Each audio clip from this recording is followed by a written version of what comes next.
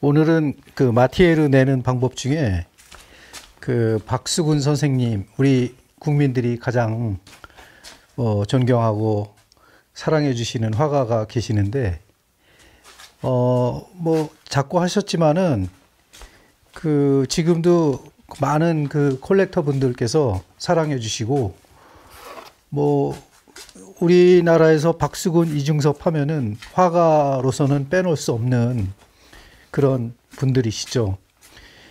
뭐 연대가 그렇게 오래된 분들은 아니시지만 그래도 그 격변기에 그 화단을 이끄셨던 분들이기 때문에 좀 자세히 살펴볼 필요도 있고, 그다음에 후배된 입장에서는 우리 국민들이, 그다음에 우리 컬렉터님들이 왜 박수근 선생님을 그렇게 작품들이나 그 삶을 그렇게 좋아하시나, 뭐 이런 거는 조금 들여다볼 필요가 있어요. 그래서 저 같은 경우는 뭐 어릴 때부터, 뭐 고등학교 때부터 봐오던 그림들이기 때문에 예전에는 뭐 국전이라든가 뭐 그런 이 전시회가 있었어요, 덕수궁에서. 그래서 매년 있었는데 그 전시회에 가면은 항상 그 걸려 있었던 선배님들의 그림인데, 뭐 지금도 기억이 생생합니다.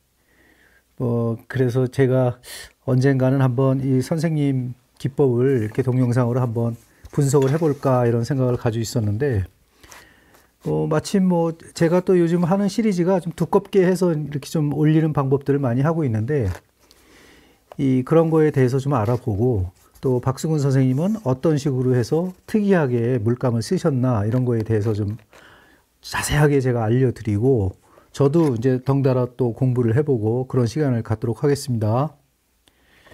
일단 준비물은, 제가 준비한 거는 제가 이제 오랫동안 2003년부터 만져왔으니까 20년이 된 그런 작품.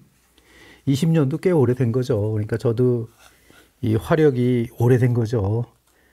저도 고등학교 때부터 그렸기 때문에 거의 뭐 너무 오래됐죠. 40년이 넘었으니까.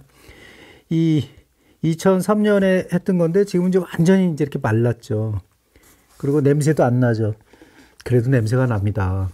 제가 말씀드렸죠. 이 작품은 진짜 이 전문가들은, 우리가 학업으로 공부한 전문가들도 있지만 이 현장에서 뛰던 상인이라든가 그런 전문가들은 이 옛날 그림들 보면 냄새로도 그 파악을 하시는 분들이 많거든요. 깜짝 놀랐어요. 저도 그런 거 보고. 그러니까 보통 20년이 지나면 이제 바싹 말랐다고 생각하는데 사실은 그렇지 않아요.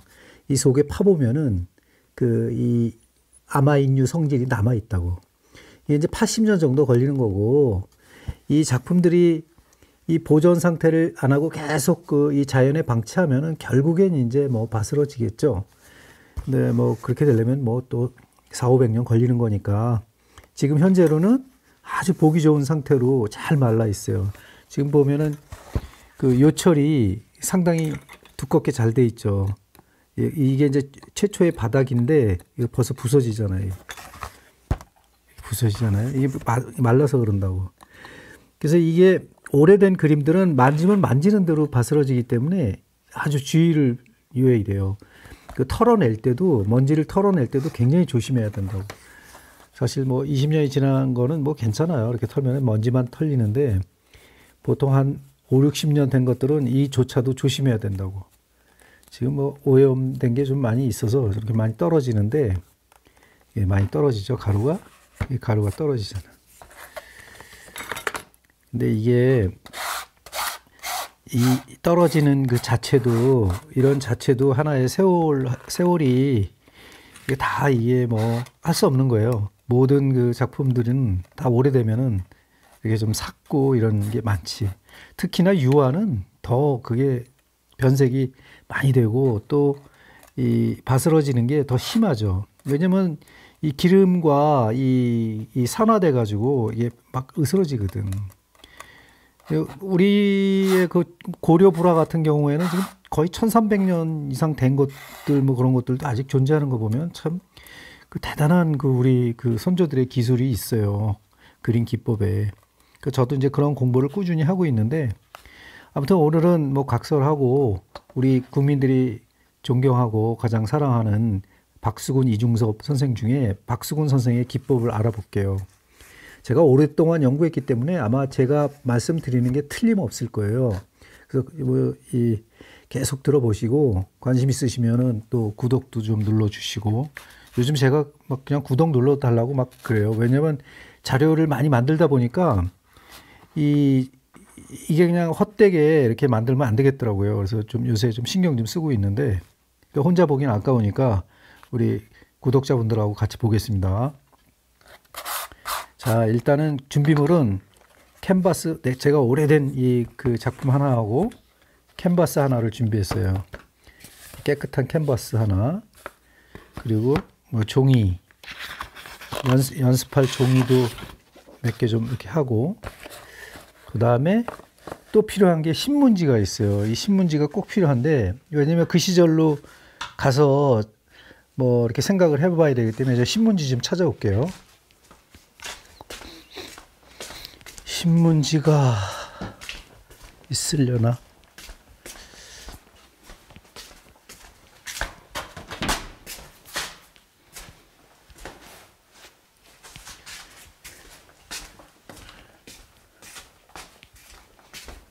요새 신문을 안 보니까 신문지가 찾기가 힘드네요. 신문지가 없으면은 종이에다 해야 되는데, 그래도 신문지가 있었으면 좋겠는데, 신문지가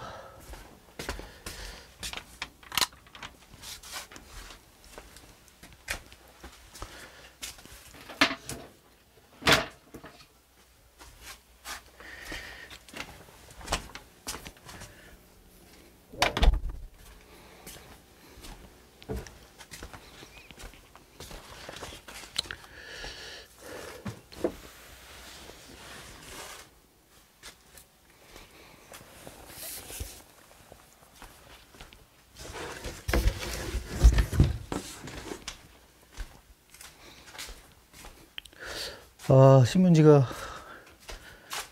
없네요. 그러면은 종이에다 그냥 하겠습니다. 일단 그 준비물은 이렇게 되고, 이 나이프가 좀 필요해요.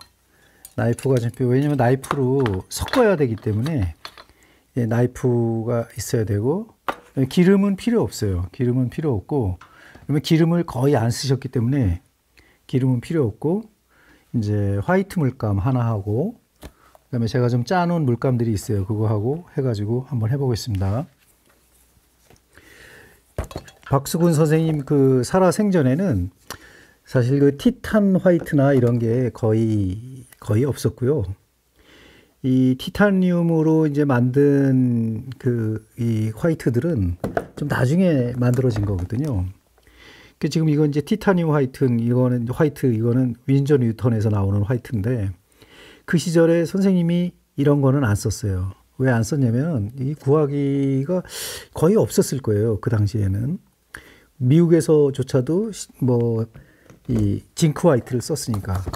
이건 이제 렘브란트사에서 나오는 1899년서부터 만들기 시작했다는 건데, 이 렘브란트 물감들이 굉장히 고가인데, 이거는 이제 징크 화이트예요. 징크 화이트라는 거는 이제 아연이 들어가 있는 화이트죠.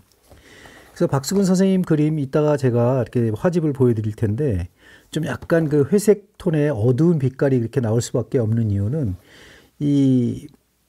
그 화이트가 조금씩 변해요. 이 징크 화이트가.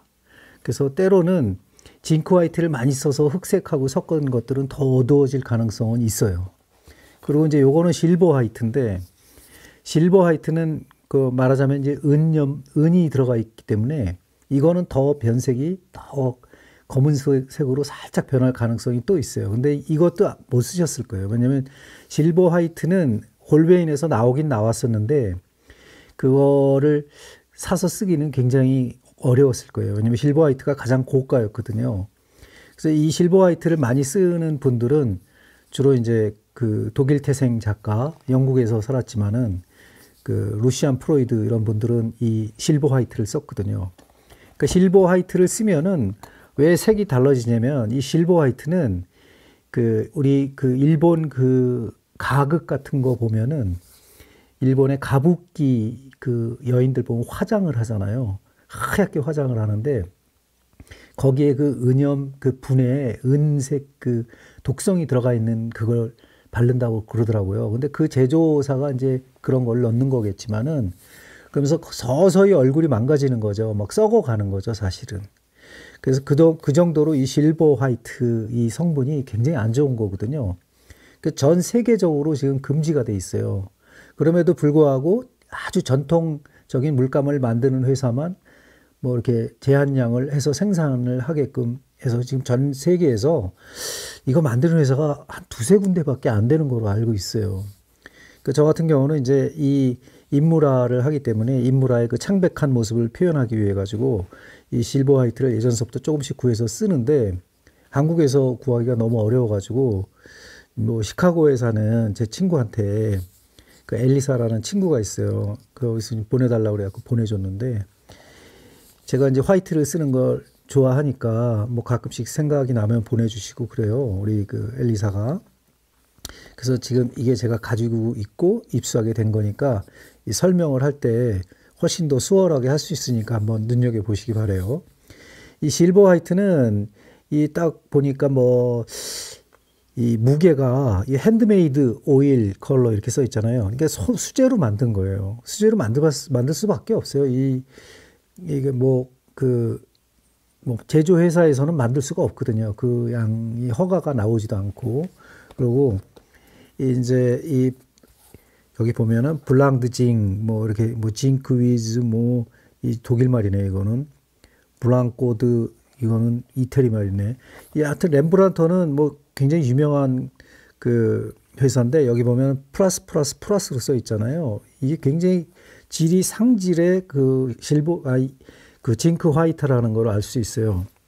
그리고 나머지 이제 요즘 만드는 뭐 티탄이라든가 그다음에 이것도 마찬가지로 티타늄 화이트거든요. 그러니까 티타늄 화이트로는 오늘 설명을 안 할게요. 일단은 제가 박수근 선생님이 쓰던 기법을 그대로 제가 말씀을 드리자면은 아마 제가 유추한 이 테크니컬이 거의 100% 맞으실 거예요. 제가 분석을 많이 했거든요. 보면은 이 징크 화이트는 짜기도 힘들어요. 사실 이게 금방 굳기 때문에 이제 좀 짜기도 힘든데 이게 이제 오래되면 더 짜기가 힘들어지겠죠. 일단 짰습니다. 지금 이 바탕이 이 캔버스는 아니에요. 제가 종이 위에다가 짰는데 이 종이 위에다가 짰거든요. 이 종이 위에다가 이렇게 하는 거는 이제 선생님은 신문지 위에다 했다고. 신문지 위에다 한 이유가 있어요. 왜 신문지 위에다가 했냐면은 이거를 이렇게 쫙 펴가지고 뭐 하루 이틀 내지는 뭐 3, 4일 두면은 이 뒤로 기름이 쭉 배어 나온다고요. 왜냐면 기름을 흡수하는 거예요. 이 기름을 흡수하게 돼 있죠, 종이는. 지금은 이제 이게 오래된 그 숙성이 잘 돼 있는 상태이기 때문에 지금 거의 뒤에 기름이 배어 나오질 않는데 이 기름기를 완전히 제거하게 되면 어떻게 되겠어요? 이게 걸쭉해지겠죠. 두두 털이 있네. 아이고 참. 이 기름기를 제거하면은 잠깐만요. 이게 좀 뻑뻑해진다고. 근데 그 과정을 엄청 많이 하셨어요. 왜냐면 이거를 계속 나이핑을 해가지고 이렇게 좀 펴서 다시 바르고 쭉쭉 펴주고 아마 지금 이제 이 선생님 자제분이 이제 그 화가분도 계시고 그 장녀분도 화가시고 그다음에 박성남 선생이라고 또 저하고 개인적으로 좀 친분이 있는데 그 선생님도 이 기법에 대해서 아마 잘 아실 거예요. 근데 이제 이 징크 화이트에 대해서나 뭐 이런 거에서 뭐 전문적으로 생각은 많이 안 하셨을 거라고 생각하는데 이게 지금 보면 이게 만약에 신문지라면 신문지가 여기 뒤에가 그냥 누렇게 그 기름이 배어난다고요. 그러면 이제 이거를 계속 이 치대는 거죠. 말하자면 우리 그 밀가루 반죽할 때 계속 그 손으로 치대면은 그게 찰져지잖아요. 그거하고 방법이 똑같은 거예요. 이렇게 이제 계속 하면은 물론 양은 뭐 헤라 큰 거로 해갖고 할 정도로 많이 하죠. 이렇게 해서 완전히 거의 기름기를 완전히 뺀 그 화이트라고 생각을 하고, 자, 일단은 이게 벌써 이게 지금 약간 무게가 있는데 여기 지금 이 화이트라 잘 안 보이는데 여기가 이제 누렇게 변색이 된다고. 자, 이거는 좀 딴 데다 두고 일단 팔레트에다가 이걸 옮겨 보겠습니다.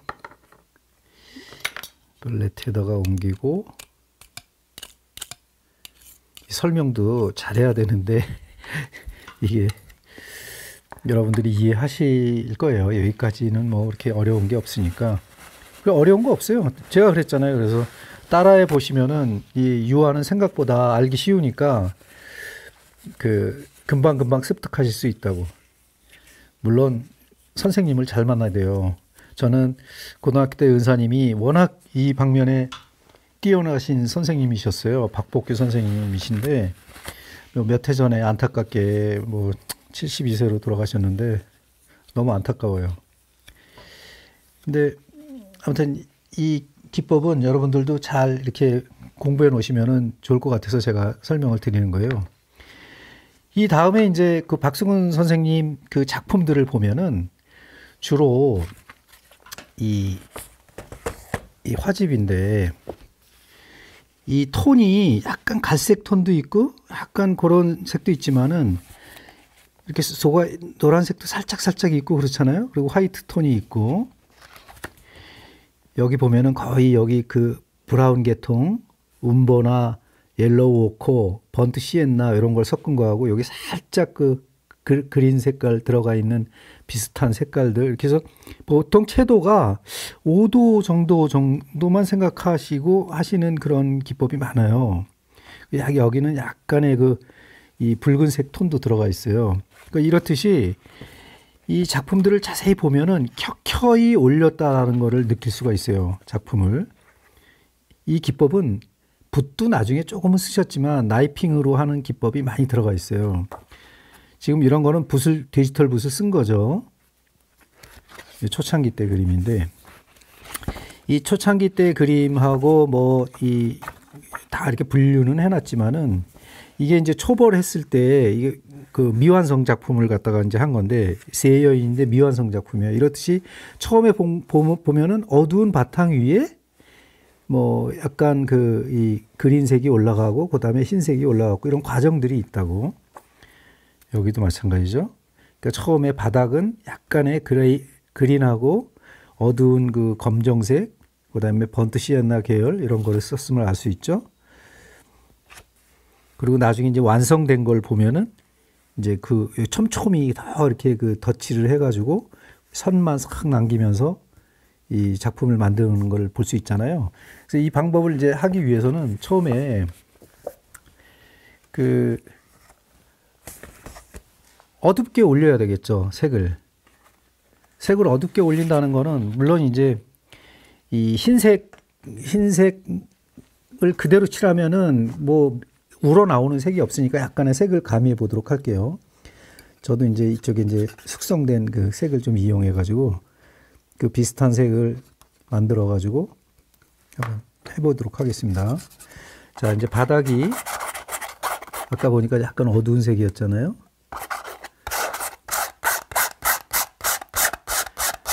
자, 이게 바닥이라고 생각을 하고,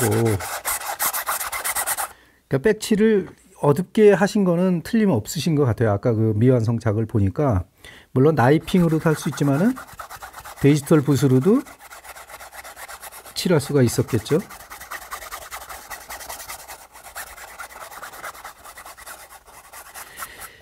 지금 현재로는 그렇게 이 작품이 마르지 않아도 돼요. 왜냐면 바닥을 하는 거기 때문에 계속해서 말려서 올릴 필요는 없어요. 근데 붓으로 올리면은 굉장히 불리해요. 붓으로 올리면은 이게 붓으로 올릴 수가 없다고.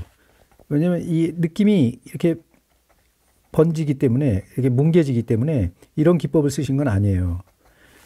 요거는 이제 제가 지난번에 말씀을 드리려고 했었는데, 약간은 레오나르도 다빈치가 발명한 이 버무리기, 비비기 기법이거든요.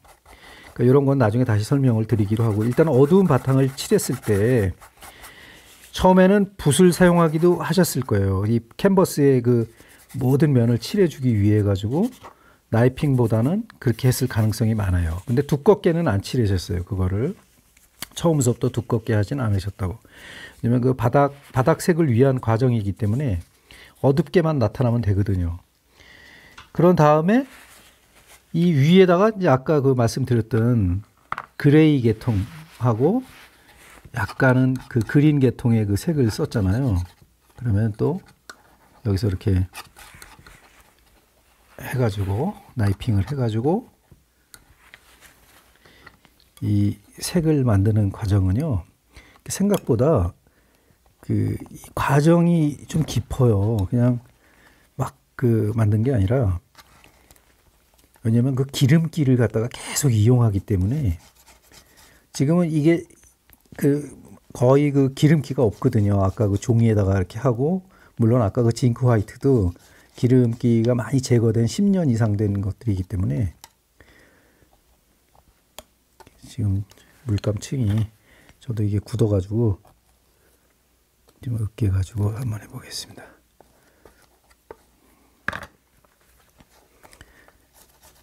약간 그레이, 아직도 그레이인데 여기에 아까 푸른색들이 많이 들어가 있었으니까 푸른색을 조금 더 넣어보겠습니다. 지금 초록색 계열을 조금 해서 이렇게 넣어보면은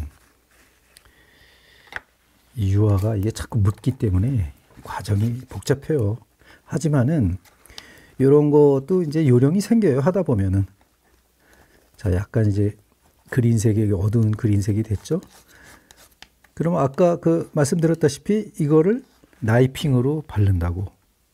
자, 이렇게 바르면은, 자, 이런 과정이 아까 보였죠? 책에.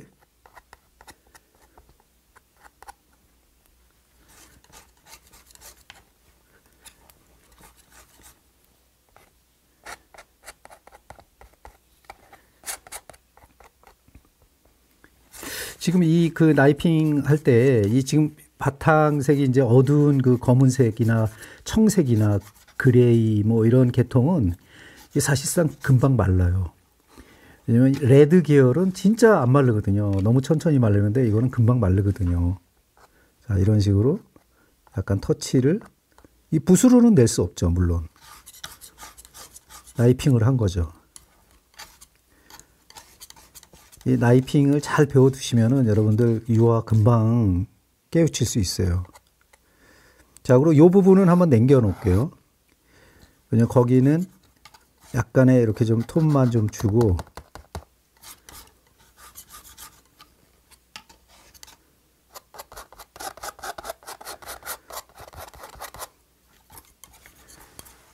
색깔에 좀 변화를 주기 위해 가지고 좀 더 밝은 색을 만들어 가지고 한번 칠해 볼게요. 아이고. 자, 요거는 좀 밝은 색인데, 자, 어떤 경계를 주면서 이런 식으로 올려나가면은, 처음에는 뭐 크게 형태에 대해서 신경을 안 쓰셔도 되겠죠. 왜냐면 마티에르를 내기 위한 거에 중점을 둬야 되니까. 자, 그럼 한 톤 더 밝은 톤으로 한번 해볼게요.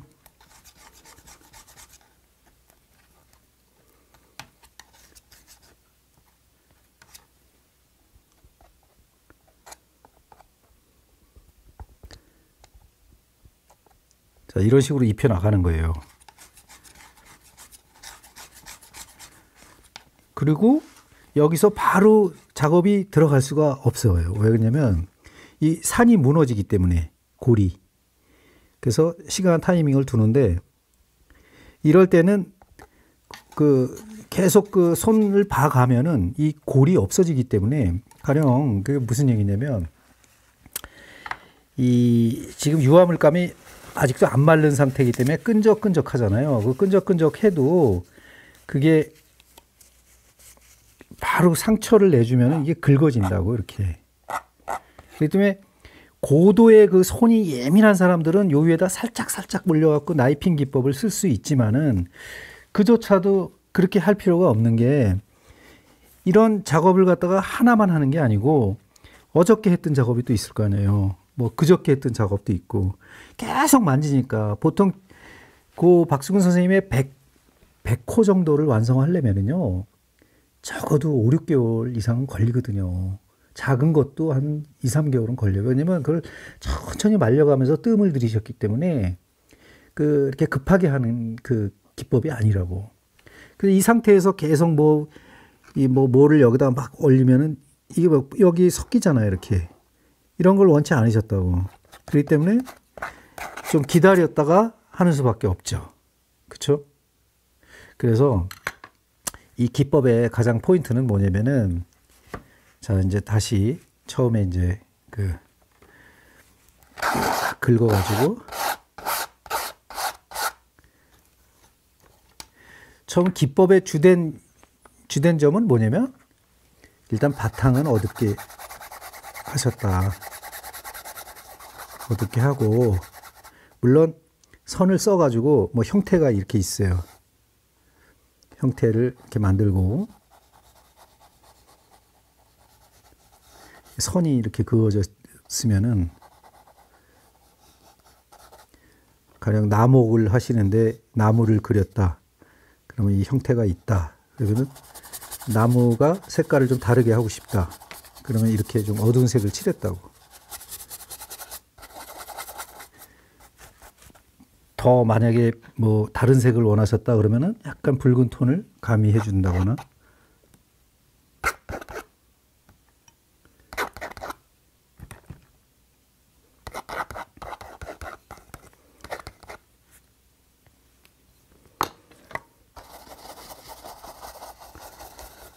슬쩍슬쩍 이렇게 붉은 톤도 약간 넣어줬다거나 뭐 이럴 수는 있죠.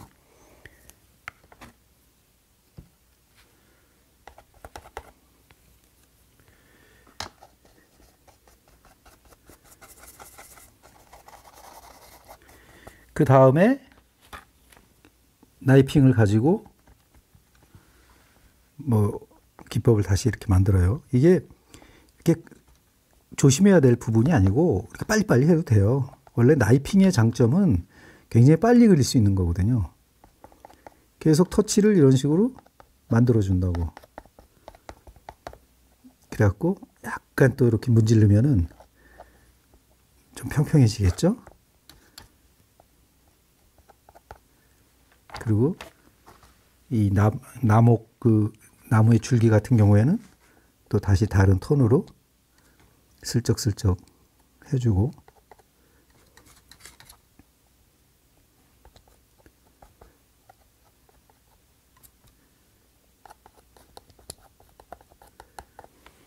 이런 식으로 전체 면을 올오버 페인팅 한 다음에 기다리는 거죠. 시간을 주는 거지. 마를 수 있게. 약 이틀이면은 꾸덕꾸덕해지거든요. 이 정도면. 왜냐면 아마인유가 거의 성질이 없기 때문에. 이틀 동안 말린 다음에 다시 그 위에 명도 차이를 내주면서 제가 한 5도 정도 내준다 그랬잖아요. 5도 정도 그 명도 차이를 내주기 위해서 그 다음에 다른 또 살짝의 다른 색을 넣는다거나 뭐 아까 보니까 뭐 이 밤색 계열을 좀 넣는데 뭐 밤색 계열을 만들어 가지고 넣는다거나 그렇게 했죠. 그러니까 밑에 있었던 그 약간의 그린색이나 이런 것들을 살짝 남기면서 또 딴 색을 이렇게 좀 써주고 이런 식으로 올린 거죠. 이게 과정을 어느 정도까지 하면은 아까 그 선생님 작품처럼 그 정도가 나오나 그걸 하면은 제 생각에는 한 5번에서 10번 정도 좀 이게 아까 보니까 이렇게 터치가 굵으면서 넓은 것도 있고 아주 촘촘한 것도 있고 하거든요. 그게 5번이나 10번 정도로 분류할 수 있어요. 그러니까 최소 5번 정도는 이 캔버스를 씌워주셨어요. 더 이상 될지도 있어요. 그거는 개인적인 그 작품의 성향이니까. 하지만 제가 계속 그거를 이제 연구해 보고 그거를 본 결과로는 그 정도면은 충분히 나올 수 있다 이런 얘기고요. 여기까지는 그 여러분들 따라 하실 수 있잖아요. 한번 해보시라고 제가 지금 그 캔버스에다가 지금 해보고 있는 거거든요. 이 캔버스 이렇게 긁으면은 여기 그 속에 오돌도돌하기 때문에 여기 하얀 게 보이잖아요. 이 기법은 또 이 기법이 있어요. 이거는 누가 잘 쓰셨냐면 장옥진 선생님이 잘 쓰셨거든요. 그 장옥진 선생님이 쓴 기법도 제가 그 자세히 직접 보기도 하고 저는 생전에 장옥진 선생님을 뵀으니까 하니까 그거를 또 다음 수업에는 제가 말씀드릴 거예요. 그 장옥진 선생님이 계시고 또 그 옛날 대가분들이 좋은 선생님들이 굉장히 많습니다. 그 최영림 선생님이시라고 또 이 샌드 요즘 그 샌드 발라가지고 모래 발라가지고 작업하시는 선생님들 많이 계시더라고요. 일종의 약간 그 뭐 패러디 한 건데 뭐 그 오마주 한 것들 저는 좋게 생각하거든요. 그래서 그런 거 이렇게 해서 이제 뭐 한다 뭐 그런 그 기법을 제가 말씀드리고 있는 거예요. 뭐 그렇게 해가지고 한 일주일 정도 경과된 그런 지금 캔버스 상태예요. 이것도 지금 보면은 이렇게 보면 그 요철이 상당히 있거든요. 근데 이것도 이제 나이핑이나 붓하고 나이핑하고 같이 썼는데 이 선이 이렇게 좀 놔두고 지금 그 이렇게도 할 수 있다는 거를 보여드리기 때문에 그 응용하는 거기 때문에 똑같이 하는 것보다는 좀 약간 응용을 했어요. 해가지고 또 이제 발라줘 볼게요. 이게 계속 제가 이렇게 그 한 번에 설명할 수 없는 이유는 계속 말려서 설명을 해야 되기 때문에 그래요. 자, 여기도 이제 다른 색의 그 색을 한번 가미해 볼게요. 이런 식으로 계속 메꿔주는 거죠.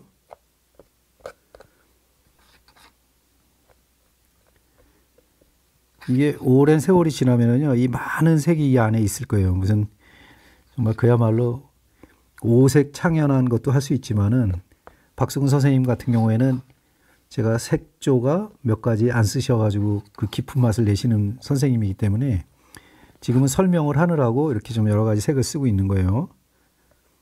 자, 이런 식으로 하면은 이 부분에 또 색이 달라지고 있죠.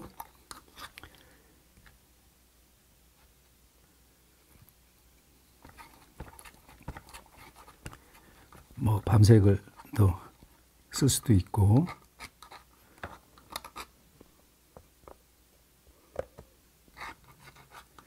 이거를 응용하시는 분들은 그냥 자유자재로 쓰셔도 돼요. 색은 붓을 쓰고 싶으면 붓을 쓰셔도 돼요. 근데 그냥 저 같은 경우에는 이 붓보다는 나이핑을 처음에 하셔야 빨리 하실 수 있을 거예요. 그래서 나이프를 쓰시길 권장하는 거죠. 자, 이런 식으로 계속 이제 만지면은 시간은 좀 걸리죠.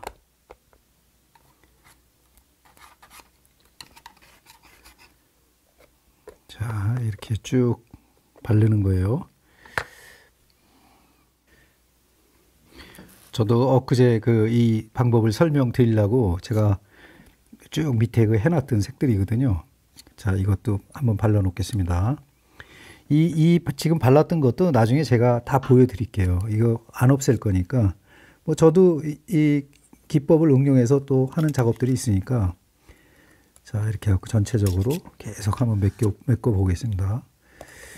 그러니까 여러분들 이 작업에 장단점이 있는데 단점은 한참 그려야 된다. 근데 뭐 거의 유화 같은 경우에는 한참 그려야 돼요. 뭐 이렇게 급하게 이렇게 되는 건 거의 없어요. 이렇게 해서 색을 좀 많이 주고 요것도 좀 발라 놓겠습니다. 그러니까 요 정도 되면은 한 3번 정도 올라간 거예요, 색이.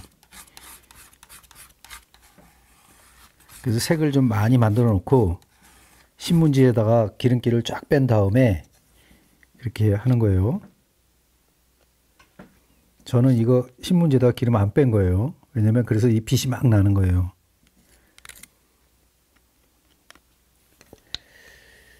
자, 이 캔버스에 좀 굳어 있는 이런 물감들조차도 버리지 말고 제가 이렇게 좀 가져다가 캔버스가 아니고 팔레트, 제가 이거를 또 딴 물감하고 섞어 가지고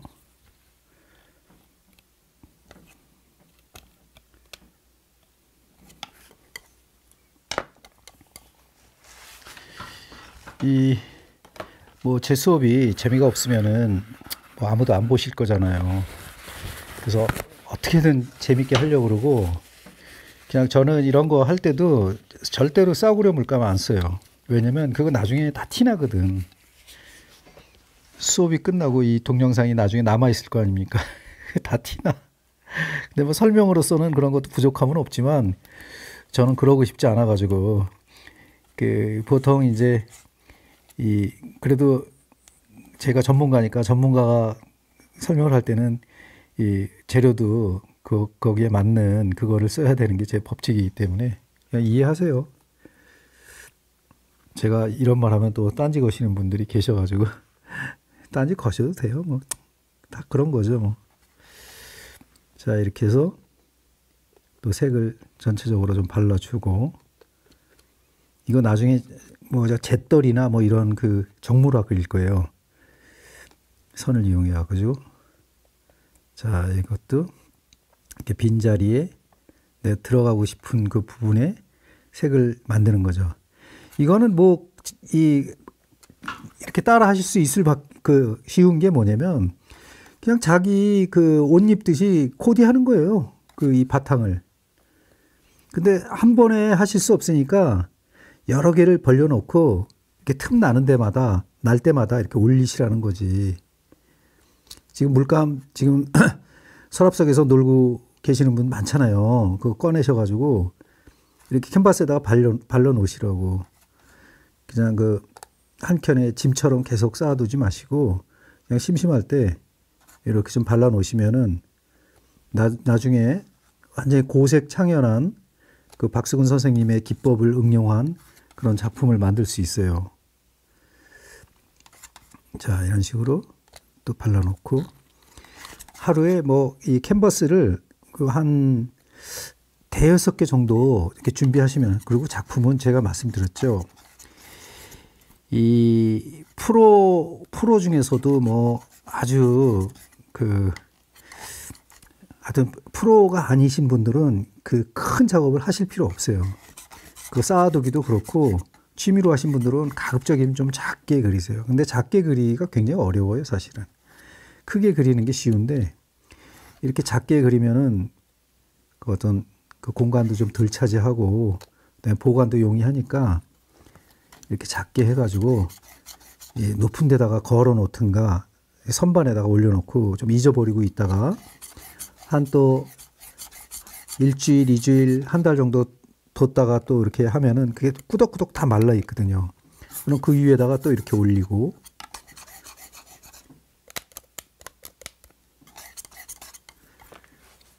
뭐 어떻게 보면 시간을 잡아먹는 그런 거지만은 굉장히 또 시간 때우기도 좋아요.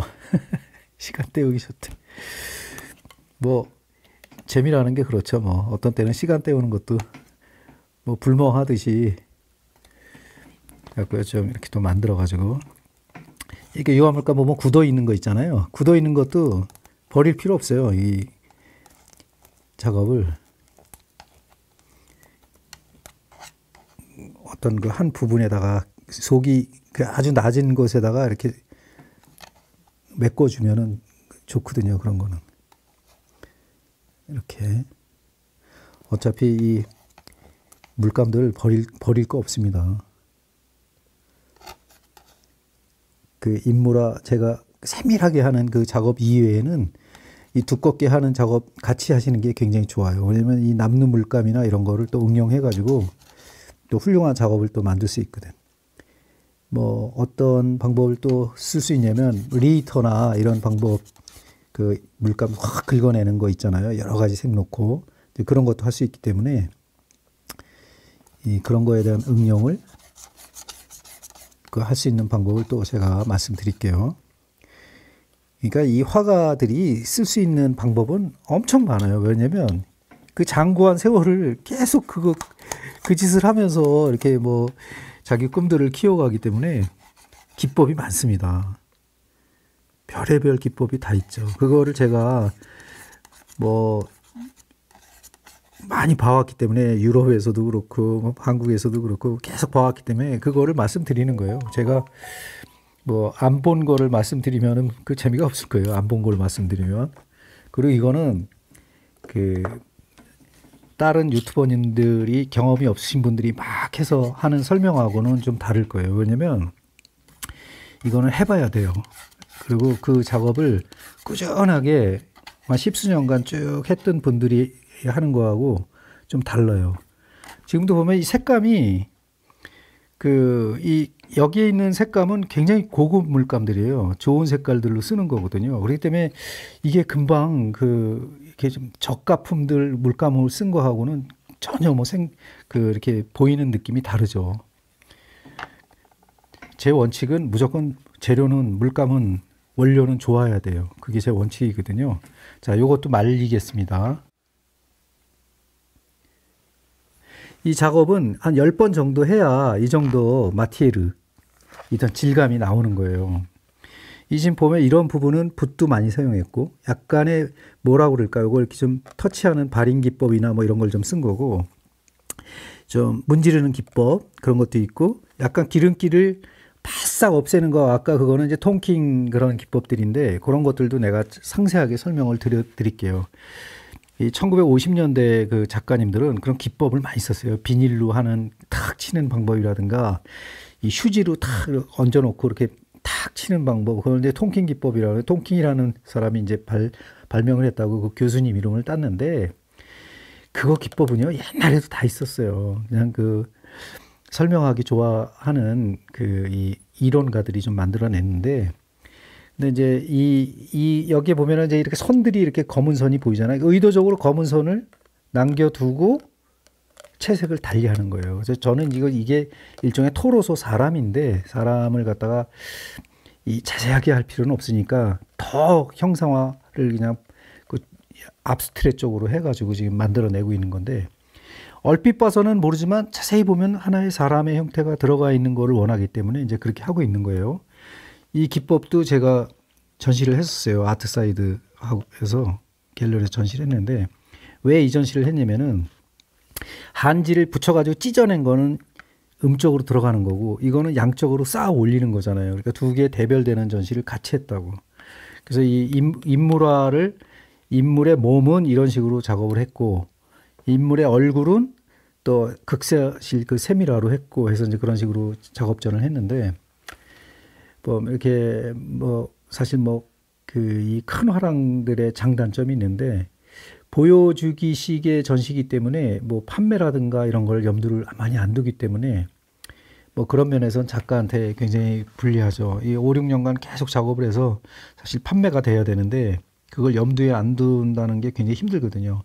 근데 어차피 비슷해요. 그렇게 돈을 많이 벌든 안 벌든 이 작품의 재미에 빠져서 사는 그 화가들은 그런 거 이렇게 좀 아주 깊이 생각하시는 그런 스타일들은 아니시더라고. 다 보면은 제가 만난 분들은 어떻게든지 그냥 먹고만 살고 그림만 그리면 좋겠다 이런 생각을 많이 하시니까, 이렇게 해서 이제 마지막에 이렇게 아주 이 상질의 플러스 5등급 되는 그런 물감들을 사용해서 마지막에 터치를 탁탁 주면서 마무리를 하면은 이제 훌륭한 그런 박수근 선생님 스타일의 테크니컬을 이용한 작품을 완성할 수 있습니다.